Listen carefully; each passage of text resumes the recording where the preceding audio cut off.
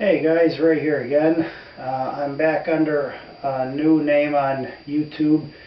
It's going to be Nitro Coaxial. It used to be Nitro Coaxial 1. Had some issues with the account. I lost some videos. I'm back under a new account. Had some issues with my computer, but anyways.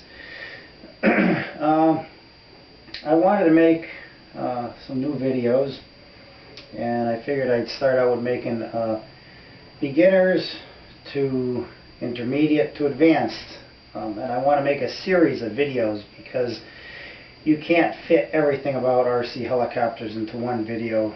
So if you want to subscribe, it's going to be Nitro Coaxial, and I'm going to make a series of videos, and hopefully these videos can help people out quite a bit. First of all, this hobby can be very, very, very frustrating without advice, without the proper help and the proper guidance. And I'd say out of 100%, maybe 20% of the people make it and the rest give up on helicopters. Anyways, let's get started. There's a lot of questions to be answered. Like I said, I'm not going to dive into a lot of things in this video. They're going to be in stages, probably be anywhere from 5 to 10 videos put out. This is going to be a beginning basics. Okay, you have electric and nitro helicopters. Okay, nitro is nitromethane gas they run on. We're not even going to get into talking any further than that. When you start with an RC helicopter, you want to start with an electric helicopter. They're powered by batteries, lithium batteries, and NiCad, and IMH batteries, and that kind of stuff. If you want to be successful in this hobby, you want to start out and take the right stages. Okay, you have your beginning helicopter is what's called a coaxial helicopter, which is this little guy here. These come in any size range from this all the way to 19 inches. This doesn't have a tail rotor. It's called a coaxial helicopter because you have two sets of main blades and a fly bar. And what makes it a coaxial is these blades, the top set and the bottoms, will spin in different directions. One will spin counterclockwise, one will spin clockwise. The reason being is if you only had a main set of blades here, okay, this thing would just spin in circles. The counter-rotating counter-reacts the torque, okay, and that's what makes this thing fly. These are very stable. Like I said, they come in different sizes, and this is what you want to learn on. Okay, now people may look at that and laugh, but I have two controllers here.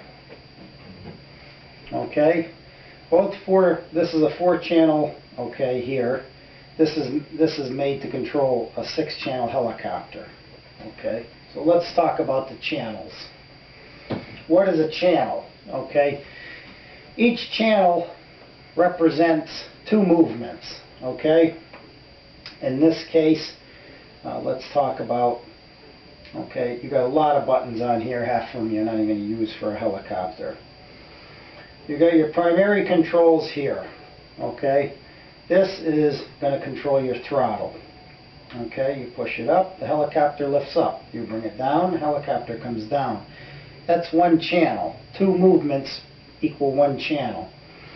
Okay, you got this stick is going to move your rudder. Okay, and it's going to move it to the left, it's going to move it to the right. Okay, that is your second channel. Okay, over here, this stick is going to control you to fly forward and to fly in reverse. Okay, that is your elevator control. There's your third channel.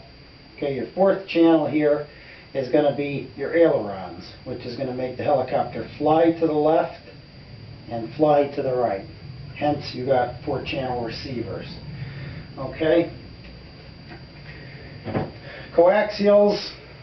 That type of a helicopter there can basically do, in some forms, everything that these pro level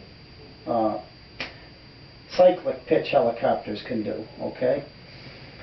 And learning and mastering the controls of an RC helicopter, okay, is going to be the key to success. Okay, these just move on a faster scale than something like this. This helicopter is going to teach you how to fly forward, how to fly in reverse. This helicopter has the ability to fly to the right, fly to the left. It has the ability to turn to the left, turn to the right. Okay, and it has the ability, obviously, to go up and down. Okay, this helicopter can do everything that these helicopters can do, except these are 3D, which means they have the ability to go upside down, which we'll get into further down the road. It is not recommended to try to learn with these kind of helicopters.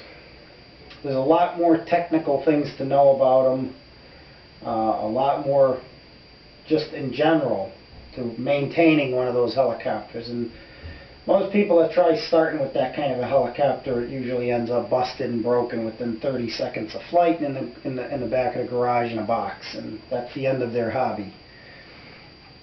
If you start with this type of a helicopter, which is called a coaxial, after that, and also with these are going to be on a bigger scale too. Okay, you can get these 19-20 inches too. This is your next step, which is called a fixed pitch. Okay, basically what it means is the pitch is fixed. Okay, the blades are already on their pitched angle. Okay, so basically it reaches a certain speed and it lifts up. The blades are in a fixed position, which means you can't take them like on this kind of a helicopter, which I'll show you in later videos, and you can't twist the blades, okay, back and forth. These stay straight, locked in, fixed. Next stage is having a tail rotor. Okay, that makes a helicopter more unstable. Okay, it's not going to just sit still like that one will. It's going to want to move around a lot more. Okay, but if you can master this, the fixed pitch is the next level. After that, you will go to these type of helicopters, which you see here, which are basically the last in line for learning. Those are your cyclic pitched helicopters. Okay, not going to get into a lot with those right now. We'll save those for another video. But understanding the primary controls of the helicopter, okay, and getting the right stages of learning, going from a coaxial to a fixed pitch, and then eventually to these. Okay, somebody thinks that it will cost a lot of money to do that. I've had in my other videos, they say, well, that's going to cost me a fortune. No, it won't. You're talking $100, and then you go to these. Okay, if you go right to these and you spend $300-400 and you crash it, one crash is probably going to cost you what these would have costed you in the beginning. So if you follow the proper procedures and the proper stages of learning how to fly these helicopters, it will be a fun and not a frustrating hobby. If you want to buy one of these and you want to try to learn how to fly it, good luck to you. Okay. But the biggest thing is getting the proper advice and learning how to do this stuff. Okay. So get yourself a coaxial helicopter, learn the controls, master them. Remember, now when this helicopter is going to face you, the controls are going to be different too. Okay, left is right, right is left, forward is backwards, backward is forwards. You have to master this. If you can't master this little guy here, you're never going to fly that. Okay, so learn how to fly one of these until it's at the point where you're bored. Then get yourself a fixed pitch. Then get yourself one of these cyclic pitched helicopters. Okay? If you don't want to play with E-Flight, these little guys here, they do have larger scale coaxials, and they do have larger scale fixed pitch. You know, they have the blade series, the CPs, and different things. If you go on E-Flight and check them out. So if you want something bigger than these, I have these because I got rid of all my other stuff when I reached the level of flying these, but I went back and bought these because they're just so much fun to fly around in the house. So anyways, this is the first installment of the videos, and I hope that you got something out of this. And subscribe to Nitro Coaxial. There's going to be another series of videos. We're going to talk about cyclic pitched helicopters. We're going to talk about maintenance. We're going to talk about gyros. We're going to talk about receivers and belts versus torque tubes, and carbon fiber versus wood, and plastic versus aluminum. We're going to talk about a lot of things to come, and hope that you guys check it out, and I hope that this helped you out. Thanks for watching.